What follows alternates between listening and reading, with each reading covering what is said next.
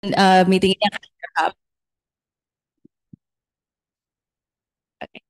Dan susunan acara hari ini adalah awalnya ini pembukaan, kemudian Mbak Winda akan presentasi, dan setelah Mbak Winda yang presentasi Kak Haikal. Dan setelah itu akan ada em, sesi tanya jawab dan diskusi kalau mau. Dan selama selama pemaparan materi berlangsung, peserta harap mematikan mic dan audio. Dan sama kegiatan berlangsung, panitia akan mendokumentasikan keberlangsungan acara. Apabila terdapat pertanyaan, dapat dituliskan melalui kolom chat atau bertanya langsung ketika sesi tanya jawab. Bisa pakai feature raise hand di Zoom. Dan apabila terdapat pertanyaan, dapat ditulis, udah ya.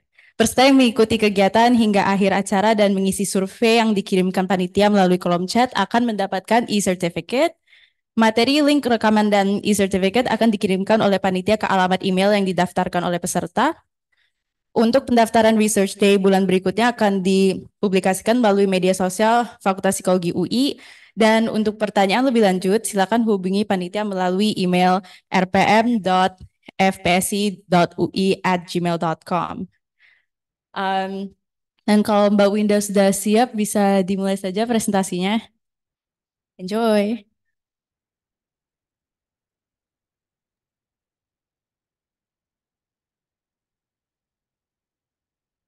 Oke, terima kasih, Fai. Pengantarnya, eh, saya mulai aja ya sesi sharingnya. Eh, saya share screen saya dulu. Oke, tadi seperti yang Fai sudah sampaikan, nama saya Winda Justisia. Saya eh, staf mengajar di Fakultas Psikologi UI. Sekarang ada di Lab Psikologi Politik. Hari ini saya akan memaparkan hasil penelitian yang baru-baru ini kami lakukan. Eh, saya dan anggota Lab Psikologi Politik UI lainnya. Ada 4 studi yang akan saya paparkan, baik itu di Amerika Serikat maupun Indonesia, dan akan ada bahan sepertinya 2 studi yang dipaparkan oleh High Lab Psikologi juga. Oke, para hadirin sekalian, Bapak Ibu, hari ini saya akan memaparkan um, sebuah proyek penelitian gitu ya, yang saya beri judul Belief Superiority and Cognitive Biases in the US and Indonesia. Nah, uh, isu utama yang mendorong saya melakukan penelitian ini adalah adanya peningkatan uh, polarisasi politik, kemudian juga perbedaan dengan politik dan ekstremisme dalam pandangan politik. Batasan tentu dan pandangan politik itu baik untuk sistem demokrasi karena kita punya banyak uh, alternatif viewpoints dalam mengatasi berbagai macam masalah, dan kemudian kita juga jadi bisa memberikan ruang pada berbagai macam aspirasi politik gitu ya. Jadi tidak didominasi oleh satu aspirasi politik saja, katakanlah misalnya aspirasi politik kelompok mayoritas saja. Dengan adanya berbagai macam aspirasi politik ini, ruang-ruang diskusi demokrasi itu jadi lebih sehat gitu ya. Tapi ini akan menjadi problematik ketika berbagai kelompok yang memiliki perbedaan pandangan politik ini tidak melakukan komunikasi politik dengan baik.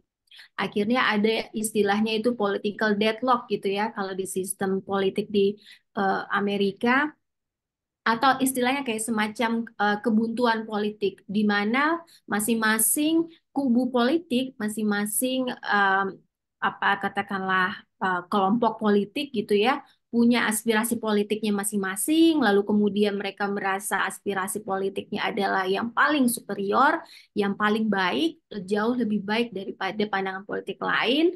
Uh, Sehingga mereka tidak mau mendengarkan pandangan politik kelompok lain. Nah, ketika hal ini terjadi, itu akan berdampak buruk baik kepada sistem demokrasi secara umum ataupun juga untuk kemaslahatan masyarakat gitu ya. Jadi upaya-upaya untuk memahami bagaimana caranya belief superiority, maksud saya political disagreement ini bisa dikelola dengan baik, itu menjadi penting untuk dipahami, untuk diteliti. Nah, di proyek penelitian kali ini kami berfokus untuk melihat peranan belief superiority. Jadi di sini belief superiority jadi semacam central topik yang ingin kami address karena kami menduga bahwa belief superiority ini lah yang menjadi uh, akar, maksud saya akar penyebab mengapa polarisasi politik atau political disagreement itu menjadi buruk bagi sistem demokrasi gitu ya. Jadi di sini kami ingin melihat uh, apa saja yang menyebabkan belief superiority dan kemudian apa konsekuensinya dan bagaimana cara mengatasinya. Nah, jika diformulasikan, makanya di sini kurang lebih ada 3 pertanyaan utama yang ingin kami jawab. Uh, Pertama, kami ingin melihat bagaimana ideologi politik itu menjelaskan belief superiority ini. Apakah ada satu kelompok ideologi politik tertentu, katakanlah apakah ada kubu politik tertentu yang memang cenderung merasa lebih superior dibandingkan kubu politik lainnya. Selain itu, kami juga ingin menanyakan apakah ideologi politik ini juga bisa menjelaskan bias dalam penggunaan informasi gitu ya. Jadi seperti yang saya jelaskan bahwa political disagreement itu menjadi detrimental demokrasi ketika orang-orang tuh tidak mau mendengarkan apa pandangan atau pendapat dari kubu yang berbeda atau dan hanya fokus pada pandangannya sendiri atau di sini disebut dengan bias pengolahan informasi gitu ya. Jadi dia hanya mencoba memahami hal-hal yang sejalan dengan sikap politiknya saja dan mengabaikan sikap politiknya orang lain. Nah, di sini kami ingin mengetahui apakah ada kelompok ideologi politik tertentu gitu ya uh, yang cenderung lebih bias dalam mengolah informasi dibandingkan kelompok lainnya. Dan yang terakhir, uh, kami ingin menjawab kira-kira nih, bagaimana hubungan antara belief superiority dan information selection bias? Apakah benar belief superiority ini menyebabkan bias pengolahan informasi? Mengapa, jika benar, mengapa itu terjadi? Dan kemudian, hal apa yang bisa kita lakukan untuk memoderasi efek belief superiority terhadap bias pengolahan informasi? Ini 3 pertanyaan utama dan kalau saya coba gambarkan di sini kurang lebih proyek kali ini mencoba menjawab peta penelitian ini gitu ya. Jadi di sini belief superiority jadi sentral variabelnya, sentral topik yang ingin kami kulik lebih jauh lagi, baik prediktornya, misalnya di sini political ideology yang utama dan kemudian juga kami akan coba lihat peranan dogmatism di sini. Dogmatism itu sebagai individual differences variable. Apakah ini juga punya peranan khusus gitu ya? Jadi kalau kita melihat political ideology itu sebagai uh, social construct, katakanlah dogmatism ini sebagai uh, individual construct. Jadi kami ingin melihat di sini apakah peranan political ideology terhadap belief superiority itu tetap ditemukan walaupun ada pengaruh dogmatism, katakanlah demikian. Dan kemudian di penelitian yang terakhir di studi 4 nanti ya jadi untuk yang prediktor ini akan dijawab di studi 1, 2 dan 3 dan di studi terakhir kami nanti akan melihat bagaimana superiority mempengaruhi pengolahan informasi dan memahami lain mekanismenya dengan melihat peranan cognitive style dan kemudian melihat apa kira-kira yang bisa melemahkan efek belief superiority terhadap bias pengolahan informasi dan cognitive style ini sehingga kita bisa mengurangi efek buruk dari belief superiority ini. Pertama-tama, sebelum saya menjelaskan masing-masing studi dengan lebih detail, saya ingin menjelaskan terlebih dahulu definisi dari belief superiority. Apa sih maksudnya gitu ya?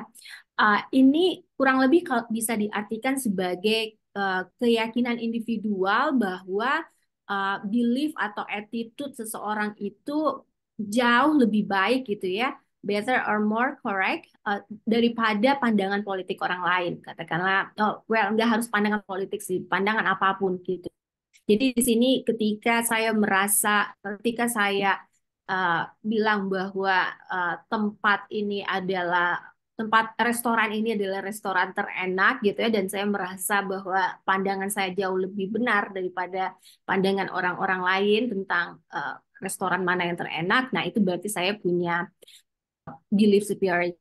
Nah, uh, konsep itu mirip dengan konsep lain, self expression itu kayak persepsi bahwa saya ini adalah expert dalam sebuah topik, expert dalam artian nggak harus punya degree tertentu ya, nggak harus jadi profesor gitu, tapi lebih ke kayak persepsi bahwa saya tahu topik tertentu, dan kemudian juga kayak attitude certainty itu agak mirip. Misalnya ini soal keyakinan sikap seseorang, dan kemudian juga ada moral conviction, ini soal keyakinan absolute truth gitu ya, kebenaran absolut, apa yang menjadi kebenaran absolut, dan ini terkait dengan nilai-nilai moral yang dimiliki. Sementara kalau belief superiority itu nggak terkait dengan, bisa terkait dengan keyakinan moral, bisa jadi enggak juga. Jadi tidak fokus pada aspek moral saja. Kenapa orang punya uh, belief superiority ini? Alasannya salah satunya orang-orang punya motif self enhancement, ingin merasa dirinya baik gitu ya, positif gitu. Jadi kita akan cenderung untuk melihat bahwa pendapat kita itu adalah benar, dan bahkan mungkin lebih benar dalam tingkatan ekstrim, dan juga ada kecenderungan kita untuk mempersepsikan diri kita better than average gitu ya, bahwa kita itu lebih baik dibandingkan orang-orang kebanyakan. Uh, nah, tadi sudah saya sampaikan bahwa ada 3 pertanyaan utama ya ingin saya jawab. Nah, berikutnya saya akan jelaskan sedikit tentang teori-teori utama yang menjadi landasan penelitian ini dilakukan. Yang pertama, tadi pertanyaannya adalah, do one end of political ideology believes more in the of its principles and actions than the other end does. Jadi apakah ada kelompok ideologi politik tertentu yang cenderung merasa pendapat prinsip-prinsip atau posisi politiknya gitu ya lebih superior dibandingkan ideologi kelompok ideologi politik lainnya.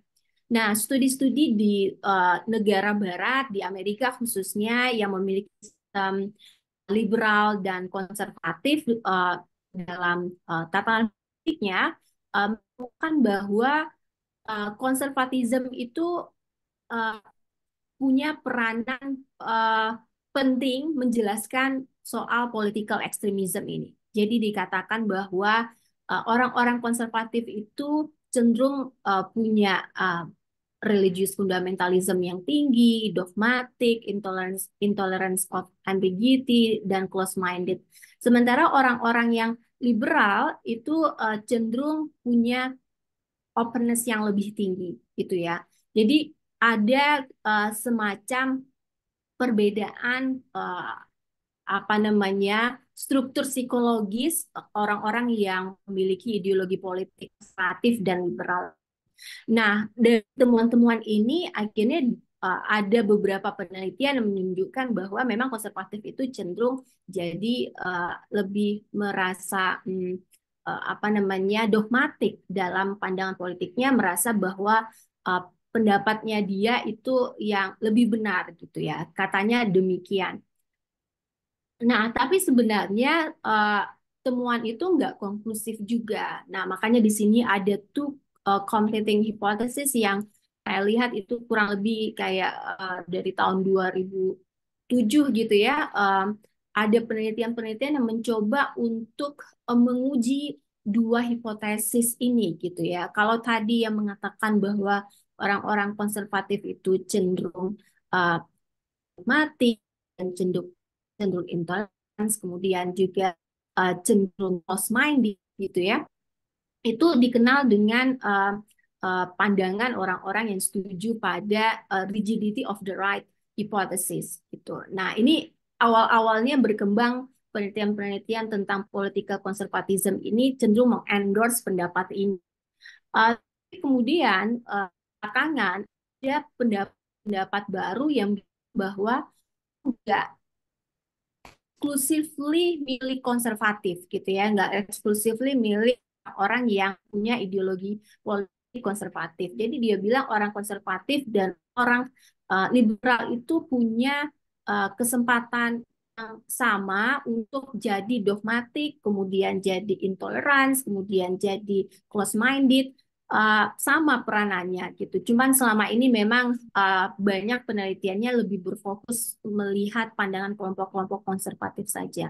Nah, orang-orang yang setuju pandangan bahwa both apa namanya uh, konservatif dan liberal itu sama-sama bisa jadi dogmatik itu dikenal sebagai orang-orang pendukung ideological extremism hypothesis. Nah, walaupun sudah ada beberapa penelitian yang mencoba untuk melihat dua hipotesis ini, tapi belum ada penelitian yang benar-benar secara dua hipotesis ini dalam konteks seperti dogmatism, close-mindedness, intolerance of ambiguity gitu ya. Belum ada penelitian yang mencoba melihat bagaimana hipotesis ini bisa menjelaskan kecenderungan orang untuk merasa superior tentang pandangan politiknya. Dua penelitian yang sudah mencoba menjawab pertanyaan ini adalah satu penelitian Toner namanya, menggunakan online partisipan di Amerika gitu ya, uh, dan mereka menemukan bahwa ideological extremism hypothesis itu lebih tepat kan belief superiority dalam artian baik orang liberal maupun konservatif sama-sama cenderung merasa pendapat atau posisi pandangan politik mereka itu superior dibandingkan um, apa kelompok lain. Nah, satu lagi adalah penelitiannya Harris and Van Dievel itu kurang lebih juga sama temuannya. Dua ini mereplikasi penelitian pertama, tapi dengan sampel yang lebih representatif dan temuannya sama. Ya, kalau tadi yang studi satu itu ya sampelnya hanya sekitar 500-an gitu, yang kedua sampelnya lebih banyak dan lebih representatif uh, populasi Amerikanya, temuannya sama. Jadi dua penelitian ini konklud bahwa ya, ideological extremism hypothesis itu lebih um, diterima gitu ya, jelaskan superiority. Nah, bagaimana dengan di Indonesia gitu ya? Belum ada sama sekali penelitian yang mencoba untuk melihat uh, dua hipotesis ini, menjelaskan dua kelompok ya, walaupun ini dua kelompok ideologi di Indonesia gitu ya, kita bisa bilang seperti kelompok agamis dan kelompok sekuler, walaupun ini perdebatan kategorisasi ideologi politiknya, tapi kurang lebih bisa kita kelompokkan demikian berdasarkan literatur yang ada dan itu yang uji di sini, apakah kelompok agamis itu cenderung lebih merasa superior tentang pandangan politiknya dibandingkan kelompok sekuler, atau sebenarnya dua-duanya sama gitu ya, seperti apa yang ditemukan oleh Toner dan Harris Van Dievel di penelitian mereka, bahwa ideological extremism hipotesis itu lebih tepat menjelaskan fenomena ini. Nah, selain di penelitian juga coba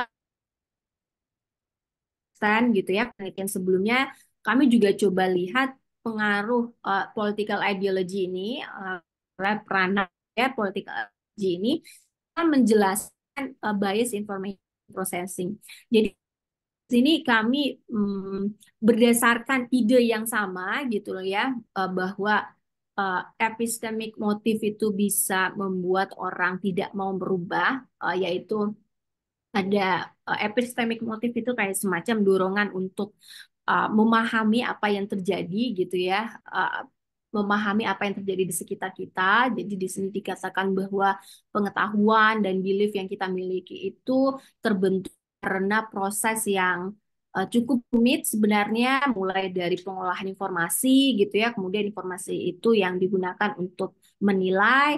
Nah, pengolahan informasi sendiri itu proses yang sangat rumit gitu ya, kompleks dan membutuhkan banyak energi, atensi gitu ya, fokus. Nah, jadi tidak mungkin semua informasi kita pilih gitu, informasi yang ada di kita ya terbatas pastinya walaupun kita seorang yang expert gitu ya banyak baca sudah punya banyak pengalaman tapi kan tidak semuanya available di top of mind kita gitu ya ada yang mungkin sudah tertumpuk-tumpuk dalam memori uh, berapa puluh tahun yang lalu gitu ya jadinya itu susah untuk di-recall dan akhirnya itu tidak mempengaruhi cara pandang kita tentang sesuatu yang muncul hanyalah yang mungkin yang penting, yang memang kita suka gitu ya. Jadi di sini apa informasi apa yang berada di folder paling atas memori kita itu dipengaruhi oleh motif-motif tertentu yang kita miliki gitu ya. Ada kebutuhan tertentu kah yang kita punya atau enggak juga terkait dengan misalnya kayak need for cognitive closer gitu yang memang itu cenderung jawaban yang uh, cepat gitu ya, yang jelas gitu ya, jadinya tidak mau mengelaborasi lagi apa yang ada itu dipakai, apa informasi apa yang ada di memori paling atas itu yang dipakai. Ada juga orang yang um, rendah need for closure-nya, jadi dia mau lebih terbuka terhadap berbagai macam uh, pilihan informasi lain gitu ya, jadi lebih eksploratif dalam memahami sesuatu. Nah, adanya epistemic motif ini terkait dengan juga misalnya kayak terlihat dari adanya dogmatism, uncertainty avoidance, need for order and structure. Hal inilah kemudian menyebabkan orang uh, tidak mau berubah gitu ya. Tidak berubah di sini artinya dia stay dengan apa yang sudah dia yakini, apa yang dia anggap itu benar dan kemudian itu yang menyebabkan salah satu representasinya adalah dengan menjadi bias dalam pengolahan informasi. Dengan kita bias kita bisa menghindari counter argument, kita bisa menghindari inconsistent information sehingga tidak uh, buka ruang ataupun untuk mengubah pendapat kita dan kita stay di pendapat kita yang ada sekarang. Karena itu tiga penelitian kami lakukan untuk menjawab dua pertanyaan utama ini. Di studi satu secara spesifik kami ingin melihat peranan ideologi politik dalam menjelaskan belief superiority dan information selection bias. Tapi di sini kami lebih berfokus pada partisipan yang ada di Amerika Serikat. Kami menggunakan partisipan online dari Turk Prime atau dikenal Cloud Research juga. Total kurang lebih ada 775 partisipan. Ini rata-rata usianya 44,82. Ada beberapa variabel penelitian yang kami ukur di sini. Pertama attitude. Dan di sini kami spesifik milih salah satu isu aja yaitu universal basic income. Ada belief society ini kan sedang merasa pendapat dia tentang isu yang dipilih yaitu bisa apa lebih benar gitu ya daripada pandangan orang lain. Nah, di sini pengukuran belief superiority-nya seperti ini, pilihan jawabannya dari tidak lebih benar sampai totally correct gitu ya. Dan itu ada 5 range score-nya. Dan kemudian ada selection by user. Di sini kami menanyakan partisipan apakah berapa dia mau share and read social media contents yang diilustrasikan di situ ada 2 social media content, social media account A and B gitu ya, dan A itu cenderung support universal basic income, B itu cenderung against universal basic income. Terus ditanya account mana yang mereka lebih mau follow, share dan read social media contents-nya. Dan terakhir diukur political ideology mulai dari liberal sampai konservatif dan sampai dengan. Nah, ini temuan utamanya dari penelitian yang pertama, yaitu kami melihat bahwa jadi sebelum ini saya lupa jelaskan bahwa pengukuran attitude ini menjadi penting untuk melihat operasionalisasi ideologi politik dalam bentuk sikap politik ya. Jadi memang variabel utamanya adalah political ideology. Di sini kami ingin melihat bagaimana political ideology ini menjelaskan belief superiority, tapi kami juga mencoba melihat operasionalisasi political ideology dalam kaitannya dengan sikap politik ya. Kalau misalnya dalam konteks universal basic income, misalnya orang-orang liberal itu cenderung support universal basic income, orang-orang konservatif itu cenderung against gitu ya. Jadi ini kayak satu konstruk tapi dengan operasionalisasi yang berbeda. Nah, kalau bisa dilihat di sini, ketika political ideology itu dioperasionalisasikan sebagai sikap politik, bisa dilihat quadratic term-nya itu signifikan, linear term-nya itu tidak signifikan, berarti ideological extremism hypothesis itu terbukti, di mana baik kelompok konservatif maupun liberal sama-sama merasa superior tentang pandangan mereka terhadap isu ini.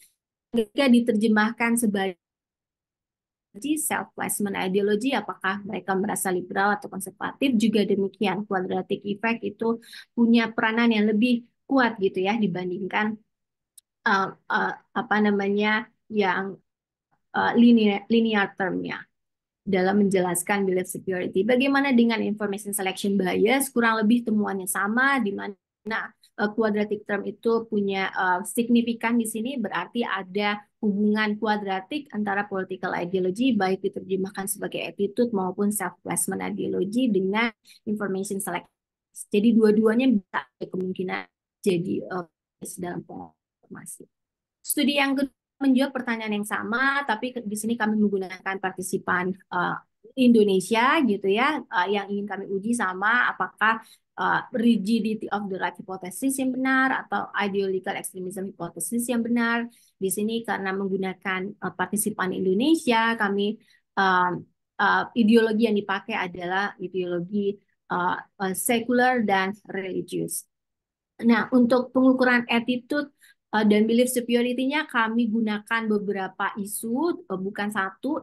Studi satu hanya berfokus pada satu isu, universal basic income, tapi di sini kami menggunakan 5 isu. Dan kemudian juga setelah ditanyakan sikapnya, ditanyakan apakah mereka merasa sikap mereka tentang isu-isu tersebut lebih benar dibandingkan apa namanya orang lain. Dan di sini total sampelnya itu ada 2009, rata-rata usianya 43,6, dan kemudian ini nationally representatif menggunakan multi-state random sampling.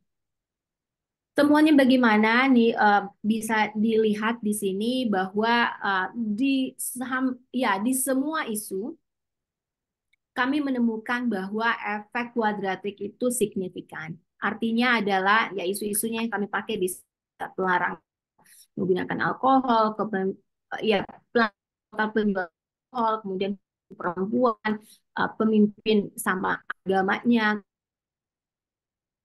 agama, dan kemudian menjadikan Indonesia sebagai negara agama. Pandangan partisipan tentang isu-isu ini gitu ya, mereka merasa bahwa pandangan mereka tentang isu-isu ini itu lebih benar dibandingkan pandangan lain, baik di kelompok-kelompok yang cenderung sekuler dan maupun yang cenderung agamis gitu ya. Jadi di sini quadratic effect-nya muncul di semua isu, dan bahkan ketika digabung isunya di rata-ratain gitu ya juga muncul efek kuadratik. Ini kalau digambarkan kurang lebih ilustrasinya seperti ini. Ketika menggunakan political ideologinya strongly secular sampai strongly religious seperti ini, bisa kelihatan bahwa itu kuadratik gitu ya, tidak linear hubungan dua variabel ini. Bagaimana dengan information selection bias? Information selection bias itu juga ditemukan adanya efek kuadratik di sini, tapi hanya muncul ketika operasionalisasi ideologi politik itu dalam hal sikap gitu ya, tapi tidak muncul ketika dioperasionalisasi sebagai self-placement political ideology. Studi 3 sama dengan studi 2, tapi kemudian di sini kami juga menambahkan variabel dogmatism sebagai dependent variable dan juga sebagai covariat. Tadi seperti yang saya jelaskan di awal untuk melihat apakah ada peranan individual differences variable di sini dalam menjelaskan hubungan ideology dan belief superiority. Kami melakukan penelitian survei nasional lagi gitu ya. Total kurang lebih ada 2027 partisipan, Dan pengukurannya sama dengan penelitian yang kedua gitu ya, tapi isunya sedikit berbeda dan kemudian di sini kami menambahkan variabel dogmatism. Temuannya seperti apa? Temuannya kami pertama ingin kami lihat dulu gitu ya, apakah orang-orang konservatif itu atau agamis itu memang cenderung lebih dogmatik gitu ya dibandingkan orang-orang sekular seperti yang ditemukan di negara-negara barat itu katanya orang-orang konservatif itu cenderung lebih dogmatik gitu ya menurut rigidity of the right hypothesis penelitian awal dan yang banyak ditemukan gitu ya. Di konteks Indonesia kami menemukan adanya efek kuadratik. Dalam artian baik orang sekular maupun orang agamis di sini ada kecenderungan untuk dogma dalam melihat itu gitu ya. Dan ini efeknya hanya muncul ketika politik ideologi dioperasionalisasikan sebagai self-placement political ideology, tidak muncul ketika diterjemahkan sebagai attitude gitu ya, sikap terhadap isu-isu yang ada. Dan tapi kalau kita bisa lihat beta value-nya di sini tetap beta value kuadratik itu lebih besar daripada yang linear term. Nah, ini terkait dengan belief superiority, seperti yang bisa dilihat di sini, di semua isu, baik isu kepemimpinan perempuan, pengakuan hak-hak kelompok LGBT, soal pemimpin yang sama agamanya, soal kebijakan publik berdasarkan agama, dan semua isu di combine gitu ya, efek kuadratiknya muncul dalam artian ada ya hubungan tidak linear. Dan ini kalau diilustrasikan kurang lebih seperti ini, hubungan antara political ideology dan belief superiority.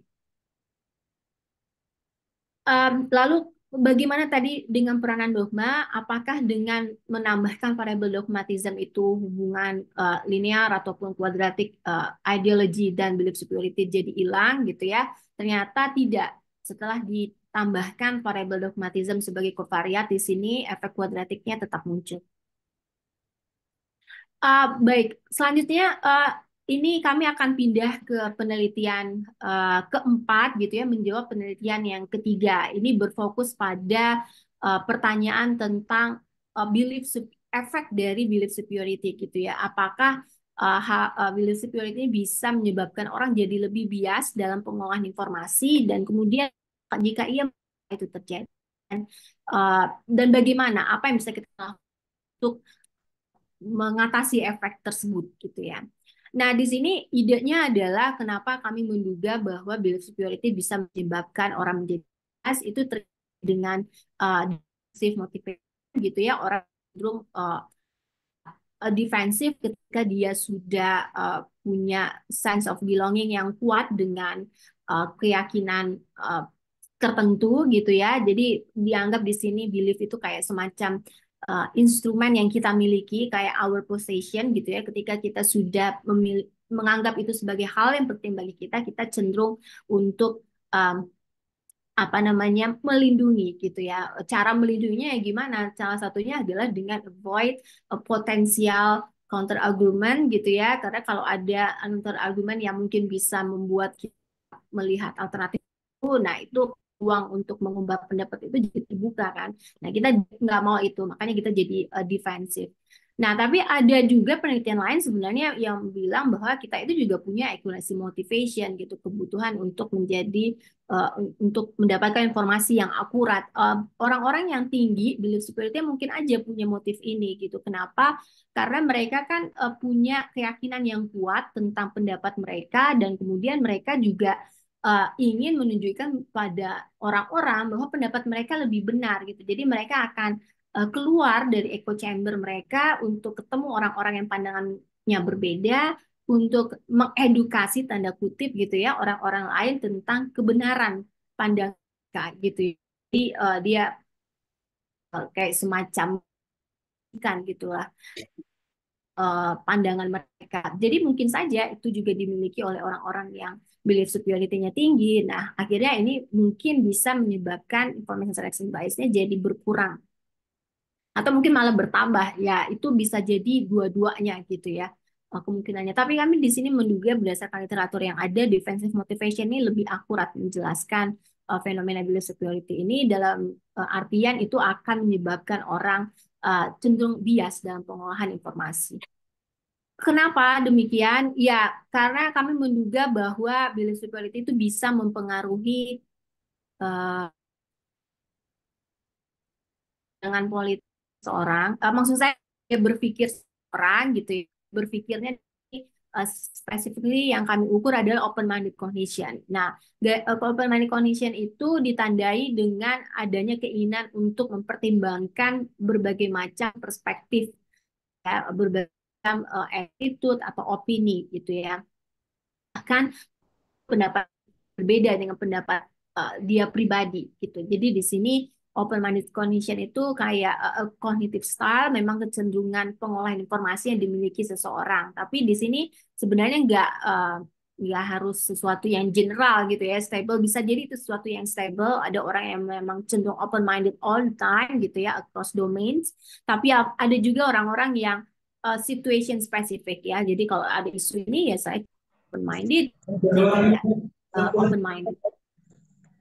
Dan kemudian itulah yang kami duga bisa menjelaskan kenapa orang-orang akan jadi lebih bias gitu ya dalam pengolahan informasi karena dianggap bahwa orang-orang belief security-nya tinggi cenderung akan mudah open-minded ya gitu ya. Kenapa ini kami berdasarkan hipotesis dan hipotesis mencoba melihat efek kayak self expertise seperti yang sudah saya jelaskan ini agak mirip sama belief security. Jadi dengan analogi yang sama kami duga bahwa belief security ini juga ada kaitannya dengan open-minded cognition. Jadi di sini dikatakan bahwa orang-orang yang uh, high perceived self expertise ini akan merasa entitled gitu ya untuk menjadi dogmatik karena atau less open minded karena mereka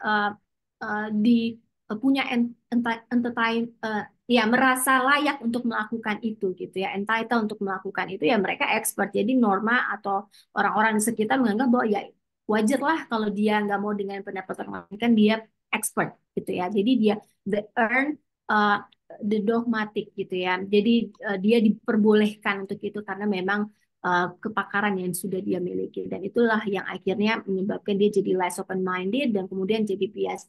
Dengan analogi yang sama kami menduga hal yang sama terjadi di konteks belief superiority.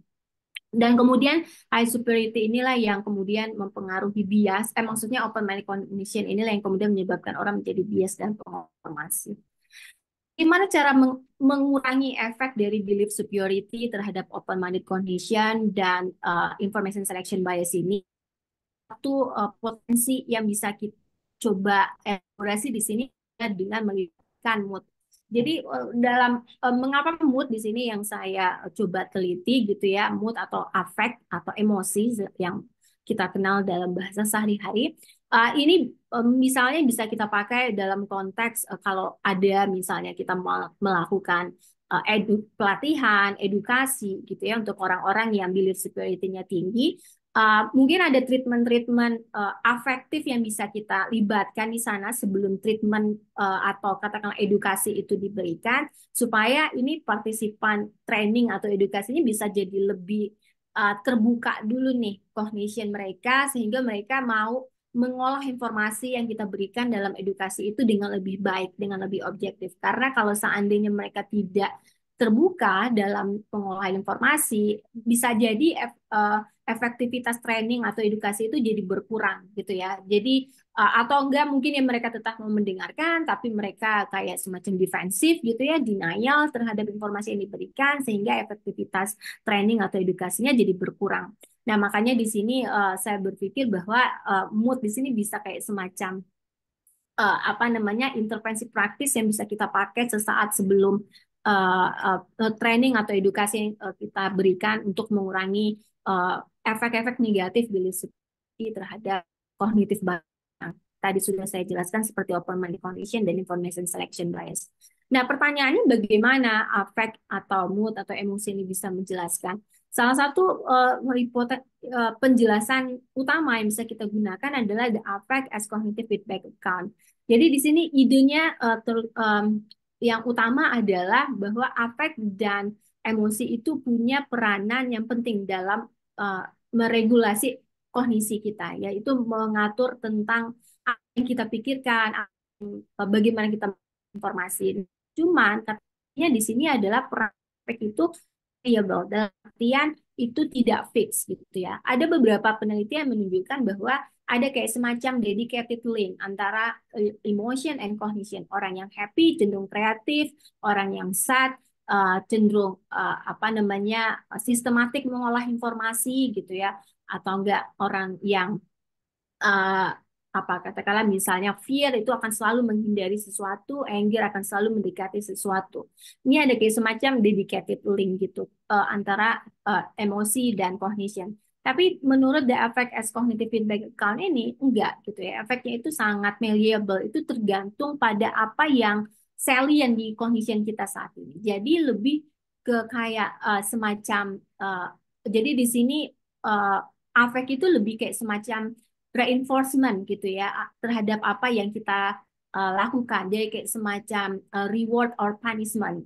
Dalam hal ini positif affect itu berperan sebagai reward terhadap apa yang kita berikan, bilang kayak green light gitu ya, atau say yes terhadap apa yang kita yakini atau kita pikirkan, dan kemudian set mood atau negatif affect general itu jadi macam punishment atau mungkin kayak semacam red light gitu ya, atau inhibit gitu ya apa yang kita pikir saat ini. Misalnya penelitian menunjukkan implicit prejudice itu berasosiasi dengan explicit prejudice. Nah, yang risetnya tentang psikologi sosial mungkin sudah banyak menemukan penelitian-penelitian ini gitu ya. Nah, asumsinya di sini adalah memang ketika penelitian itu dilakukan, moodnya itu ada positif atau default. Default orang dalam kehidupan sehari-hari itu kan itu positif ya, enggak negatif gitu ya. Atau enggak netral lah, netral gitu. Dan itu bisa makanya ketemu efek yang korelasi yang positif antara implicit prejudice dan explicit prejudice. Tapi uh, penelitian and menunjukkan ketika partisipan dikasih motion gitu, uh, antara implicit prejudice dan explicit prejudice itu jadi hilang gitu ya. Jadi tidak lagi terimplementasi explicit explicit implicit prejudice itu ke explicit prejudice. Jadi di sini bisa dipotong ternyata gitu ya, dicegah gitu ya efek-efek implicit prejudice terhadap explicit prejudice ini. Dan itu bisa dilakukan dengan menginduksi seseorang merasakan emosi negatif, dalam hal ini sedih waktu itu yang dipakai. Dan kemudian juga ada penelitian menunjukkan bahwa happy partisipan itu cenderung punya uh, pandangan yang narrow gitu ya, sementara partisipan yang sedih itu cenderung punya pendapat yang terbuka ketika dia fokusnya pada local attention. Jadi ketika dia itu diajarkan berpikir untuk hal-hal yang lokal, happy partisipan itu jadi pemikirannya jadi narrow, sad partisipan itu jadi broaden. Nah, sebaliknya ketika yang menjadi fokus itu adalah global attention, happy partisipan itu jadi lebih broad gitu ya cara berpikirnya, dan sad partisipan itu jadi lebih narrow cara berpikirnya. Nah, ini hal yang default yang banyak kita temukan kan, bahwa orang-orang yang happy itu cenderung berpikiran broad gitu ya. Itu kenapa dikatakan happiness itu bisa bikin orang lebih kreatif gitu. Tapi kan kenyataannya juga nggak demikian. Banyak penulis-penulis novel yang menuliskan hasil-hasil apa novel, puisi, buku dan lain sebagainya, itu menulisin karyanya ketika mereka depresi gitu ya, sedih yang mendalam gitu. Dan itu menjadi salah satu bukti bahwa ya enggak dedicated sebenarnya hubungan antara happy dan cognition itu. Nah, dari penelitian itulah akhirnya kami mencoba memformulasikan hipotesis ini bahwa efek belief superiority terhadap open-minded cognition dan information selection bias itu hanya ketemu ketika uh, partisipan itu merasakan positif affect, dalam artian happy. Di sini kami menerjemahkannya, mengoperasionalisasikannya. Ketika partisipan dikasih happy mood. Tapi ketika partisipan dikasih sad mood gitu ya, orang-orang yang high belief superiority itu tidak jadi lebih close-minded juga, tidak jadi lebih bias. Sebab untuk orang-orang yang belief superiority, ketika dia happy, jadi more open-minded, less bias gitu ya. Tapi ketika dia sad, itu dia jadi kebalikannya, dia jadi less open-minded, jadi more bias. Atau setidaknya efek yang tadi di awal muncul itu tidak lagi kelihatan setelah sad mood itu diinduksi. Nah, untuk melakukan ini kami melakukan lab eksperimen terhadap 280 loyola students dan desainnya di sini 2 by 2 project design. DV-nya adalah DV-nya adalah information selection bias dan kemudian dengan mediator open money condition. Tapi di sini secara spesifik itu situasional ya pada situasi tertentu. Ini kurang lebih gambaran prosedurnya. Mungkin saya jelaskan sedikit tentang isu belief yang di sini. Di sini kami menggunakan isu universal basic income dan kemudian belief superiority manipulasinya kami lakukan dengan memberitahu partisipan bahwa pendapat mereka itu sejalan dengan pendapat ahli dan kemudian juga sejalan dengan pendapat partisipan sebelumnya yang ikut penelitian ini dan kemudian juga sejalan dengan hasil penelitian eksperimen yang telah dilakukan di negara lain soal universal basic income. Sementara orang yang di low belief superiority condition dibilang bahwa pendapat mereka tentang isu ini tidak sejalan dengan 3 hal tadi yang saya sebutkan. Dan kemudian ada happy sad mood manipulation, di mana partisipan diminta untuk menuliskan pengalaman terakhir yang membuat mereka sangat sedih atau sangat bahagia gitu ya, sambil mendengarkan audio musik yang sudah kami pilih berdasarkan hasil penelitian sebelumnya yang memang bisa menginduksi happy sad mood itu musik. Dan kemudian ada information selection bias measure. Ada 2 yang kami pakai, itu ada social media information selection dan kemudian desirability of reading news article. Lalu ada mood manipulation check questions dan kemudian pertanyaan-pertanyaan demografik. Nah, ini temuan pertama soal efek belief superiority terhadap open money condition. Kami menemukan bahwa ada efek interaksi di sini antara belief superiority dan mood terhadap SSOMC. Bisa dilihat di sini ketika partisipan itu bahagia gitu ya di mood happy gitu ya, semakin tinggi belief superiority-nya, semakin rendah open minded condition-nya. Tapi ketika dia sedih gitu ya, condition orang-orang tinggi atau rendah belief superiority-nya jauh berbeda ya. Jadi sad mood di sini bisa seperti menghentikan gitu ya kecenderungan orang-orang high belief superiority untuk open minded, untuk less open minded, dan juga kecenderungan orang-orang low belief superiority untuk more open minded. Jadi kebalik gitu ya efeknya ketika mood mood tertentu diberikan. Dan ketika ya untuk DV yang kedua, information selection bias measure 1, yaitu nanyakan partisipan untuk apakah dia mau follow, share, and read social media contents. Kami tidak menemukan ada efek signifikan di sana somehow. Dan kemudian tapi ketika menggunakan operasi di of reading news article, jadi di sini partisipan dikasih beberapa pilihan artikel gitu ya yang support atau against universal basic income, dan kemudian partisipan ditanya berita mana yang mau mereka baca. Kami menemukan kembali efek interaksi antara belief superiority dan mood terhadap information selection bias, tapi di sini specifically disability of reading news article. Ini grafiknya bisa dilihat di sini. Ketika partisipan berada di kondisi mood, semakin tinggi belief superiority-nya, cenderung dia bias dalam pengolahan informasi. Tapi ketika dia di sad mood, bisa dilihat di sini bias pengolahan informasi itu tidak berbeda di antara kelompok yang high belief superiority dan low belief superiority. Dalam artian di sini sad mood itu bisa mengurangi efek negatif high belief superiority terhadap bias pengolahan informasi, tapi ternyata juga bisa berdampak buruk juga ternyata untuk orang-orang yang low belief superiority karena bisa sedikit meningkatkan bias pengolahan informasinya di sini. Nah, bagaimana dengan hipotesis tentang mediasi bahwa open money condition bisa menjelaskan mengapa belief superiority dan affect itu bisa menjelaskan information selection bias? Unfortunately, itu nggak terbukti hipotesisnya. Jadi di sini tidak ada efek indirect yang signifikan.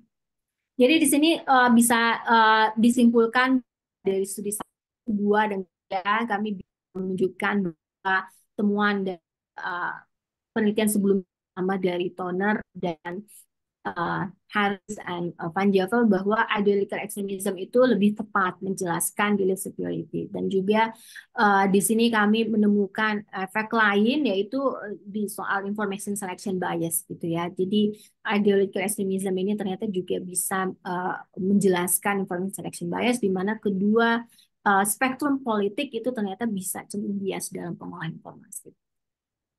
Uh, kemudian uh, perlu dicatat juga di sini bahwa peranan attitude dan ideologi dalam memprediksi outcome variable yang kami ukur itu awalnya kami harapkan serupa gitu ya. Harusnya kalau ketika dioperasionalisasikan dalam hal attitude, efek kuadratiknya itu terhadap DV, terhadap outcome variables juga akan ditemukan ketika dioperasionalisasikan sebagai general political ideology atau self-placement political ideology. Tapi ternyata enggak seperti itu gitu ya. Ada yang kalau di belief superiority iya konsisten gitu ya sama mau bagaimanapun operasionalisasi ideologi politiknya temuan yang sama. Tapi ketika melihat information selection bias itu tidak gitu ya, hanya salah satu operasionalisasi saja yang bisa menjelaskan information selection bias. Nah, ini mungkin terkait dengan korelasi yang rendah antara sikap dan political ideology di Indonesia. Karena kalau di konteks Amerika tadi sama ya, di konteks Amerika mau dia pengukuran sikap maupun pengukurannya dalam bentuk general overall political ideology itu bisa menjelaskan efek kuadratik terhadap information selection bias, tapi tidak di Indonesia. Kenapa? Ya mungkin penjelasannya karena korelasi yang rendah antara sikap dan political ideology yang kami ukur gitu ya. Jadi mungkin isu yang dipilih itu masih kurang terlalu kuat untuk uh, menjadikan dua variabel itu sebenarnya secara konseptual sama. Dan di studi terakhir kami menemukan bahwa belief superiority itu mempengaruhi open money dan information selection bias dan efek itu bisa dilemahkan dengan atau dikuatkan gitu ya dengan menggunakan manipulasi mood. Tapi di sini penting untuk ditegaskan bahwa mood di sini itu fleksibel. Kalau sebelum ada kayak semacam affect intervention itu one size fits all gitu ya, satu jenis emosi itu bisa dipakai untuk segala macam untuk semua kondisi, ternyata di sini enggak gitu ya. Dari temuan ini sekonsisten dengan affect as cognitive feedback account, kami menemukan bahwa ya affect itu peranannya sangat fleksibel, jadi perlu hati-hati gitu ya ketika melakukan intervensi yang melibatkan affect, harus hati-hati melihat kira-kira menentukan kira-kira afek atau mood apa yang mau kita pakai ini dan itu disesuaikan dengan kondisi mental kecenderungan dominan target intervensi kita pada saat itu seperti apa.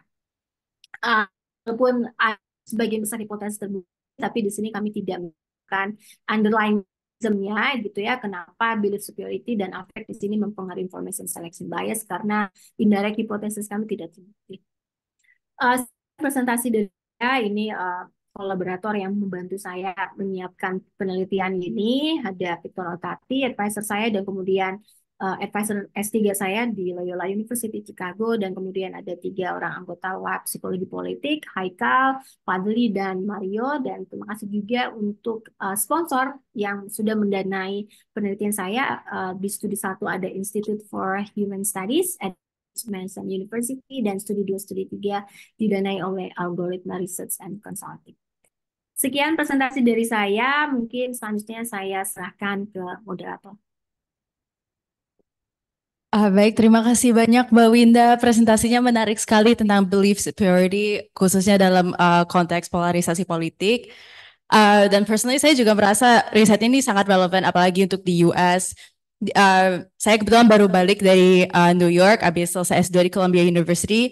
Dan di New York tuh kelihatan banget kalau udah tentang polarisasi politik tuh bisa sampai tibuk-tibukan. So itu contoh di mana belief superiority bisa kelihatan sampai kayak membahayakan gitu. Anyways, presentasi berikutnya akan diadakan oleh Kak Haikal. Silakan. Ya, di depan, masa di belakang. Tepuk tangan semuanya. Yeay. Terima kasih, terima kasih.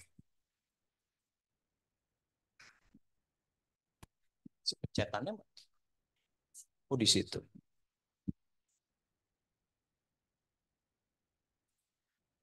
Tes, tes. Assalamualaikum, selamat siang Bapak-Bapak, Ibu-Ibu. Ya, tadi menarik sekali ya diskusi dari Mbak Winda juga. Total 4 studi dan jujur saya ngehandle datanya juga langsung kayak gitu. Itu survei nasional 2, lintas nasional. Ya cukup kompleks dan overall ada eksperimen juga yang dilakukan Mbak Winda di US kayak gitu. Dan ternyata emang bener kayak gitu. Kayak uh, rigidity of right dan rigidity of left atau kayak teori-teori mengenai siapa sih sebenarnya yang lebih ekstrim itu nggak sepenuhnya membantu gitu. Kita tetap pointing fingers, yang mana yang salah, kiri kanan, agamis sekuler, you name it kayak gitu, liberal konservatif. Dan hingga akhirnya kayak di tahun 2003 Greenberg bilang kalau misalnya ada extremity hipotesis, ini ngomongin extremity-nya kayak gitu. So kita berhasil ngepoint fingersnya di suatu konsep, bukan orang. Ini bukan mengenai partisanship, tapi kayak dari something in your mind kayak gitu, the extremity. So approachku di sini, bapak-bapak dan ibu, jauh lebih praktikal kayak gitu loh. Yang kupikirin adalah kayak let's consider kayak apa yang bisa nge-reduce dua ini. Yaitu adalah apa yang bisa mengurangi rasa superioritas dalam diri kita.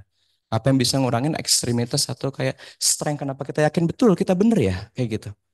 Nah, tentunya pendekatan ini sangat related dengan apa yang kupikirkan mengenai diriku kayak gitu. Aku nyari sesuatu yang murah kayak gitu. Apa yang bisa kita lakukan langsung?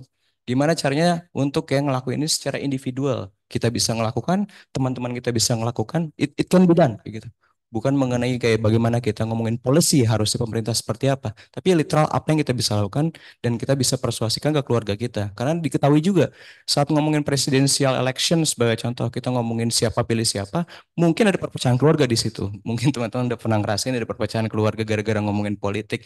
Artinya adalah kayak yang kita butuhkan adalah bener-bener bagaimana itu nggak bisa bisa affecting kita. Dan the sense of superiority dan extremity itu yang menjadi semangat saya. Cara nuruninnya gimana? Kayak gitu.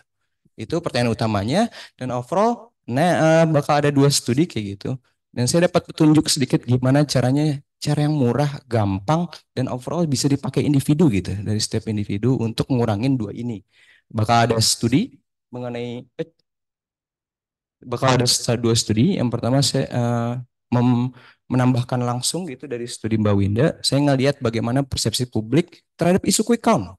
Nah, isu quick count dulu saling tuding ya kayak gitu, siapa nih yang bayarin quick countnya, siapa nih kayak gitu-gitu. Jadi ada semacam percayaan konspirasi, ada somehow kayak public science bilang oh, science to share sosial segala macam. Nah, hal-hal tersebut bakal saya gali lebih lanjut karena saya pengen tahu kayak gitu. Apakah benar gitu superioritas tersebut main peran di dalam kayak saling tuding tersebut. Itu ya studi pertama ya. Saya bakal survei di pemilu 2019 dulu, yaitu mengenai apa hasil quick count. Dan studi yang kemarin yaitu kayak gitu 2023 mengenai penggunaan quick count. Jadi saya ngeduganya sedikit ya. Jadi kayak prasangka itu ya, nyalahin sains sosial atau kayak dapat dikatakan opini publik yang bikin kita tuh ngerasa superior tuh masih ada bahkan sampai di pemilu sekarang. Itu survei yang pertama. Dan yang kedua adalah saya lagi ngetes kayak gitu loh di awal-awal. Kan kayak beberapa kita adalah aktivis kayak gitu loh. Saya pun dulu juga aktivis, tapi aktivis main-main kayak gitu kan. Nah, ada aktivis yang overall organisasi dan lagi ngeperjuangin hak apalah, entah itu yang berkisar dengan agama, partisanship, atau mengenai kesetaraan yang lain-lain. Nah, saya yakin kalau misalnya ideolog itu pun ada di sekitar kita. Jadi ada di mahasiswa dan ini adalah preliminary-nya. Saya bakal tanya, ngetes gitu, gimana caranya ngereduksi seberapa kuat ekstremitas sikap mereka dan rasa superioritas mereka akan apa yang mereka yakini di mahasiswa terlebih dahulu. Jadi ini preliminary ya. Beberapa dari sini, dari UI, baru apa dari yang lain kayak gitu. Nah eksperimennya, sorry, riset saya adalah dua-duanya offline kayak gitu. Jadi nggak ada pengambilan data online. Ya, lanjut. Nah, so, jadi superioritas ini, gimana cara ngehandle superioritas ini? Saya simple sih, saya ngeliat, jadi saya baru di kamar mandi kemarin, dan kayak tuh WC macet kayak gitu loh. Terus saya coba tahu, ini kan paling bolongan doang kayak gitu. Pas saya lihat, nggak taunya ada sesuatu yang muncrat di situ. Jadi kayak ada problem saat dimana kayak, saya kayak ngerasa tahu betul gimana cara toilet bekerja kayak gitu. Seperti gambar yang ini. Oh, ternyata mekanisme begini kayak gitu. Saya harus panggil tukang untuk kayak nge-solve problem ini. Jika saya bahkan nggak tahu apa yang saya pahamin mengenai objek sehari-hari, sebagai contoh cara resleting ini bekerja aja, saya nggak bisa mengartikulasikan itu.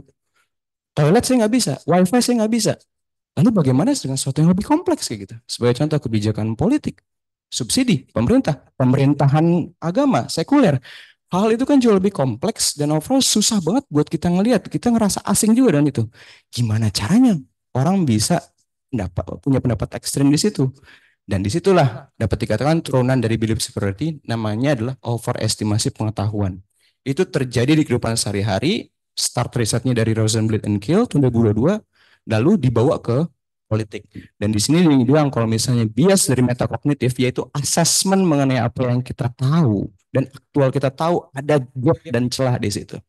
Celahnya itu loh yang disebut dengan overestimasi, saat dimana kita bilang kita tahu sebenarnya enggak, alias sok tahu kayak gitu kalau misalnya di bahasa populernya ya. Nah, kesok tahuan ini udah dites di politik. Orang yang sok tahu kayak gitu udah dites juga di lintas negara gitu ya, ada di Prancis, Jerman, total 15 negara yang total. Jadi kayak ternyata ada isu namanya GM food. Jadi orang-orang tuh anti sama satu masyarakat tuh anti banget sama kayak makanan yang dimodifikasi genetik, kayak tomat modifikasi genetik, gara-gara dibilang penyakit segala macam. Ternyata adalah itu disupport sama ilusi itu kayak gitu loh. Mereka ngerasa ngerti banget mengenai GM food tadi kayak gitu, tapi aktualnya enggak. Mereka punya pemahaman saintifik yang rendah. Itu kejadian di lintas kultural oleh Fernbach tahun 2019. Jadi itu riset terkini kayak gitu.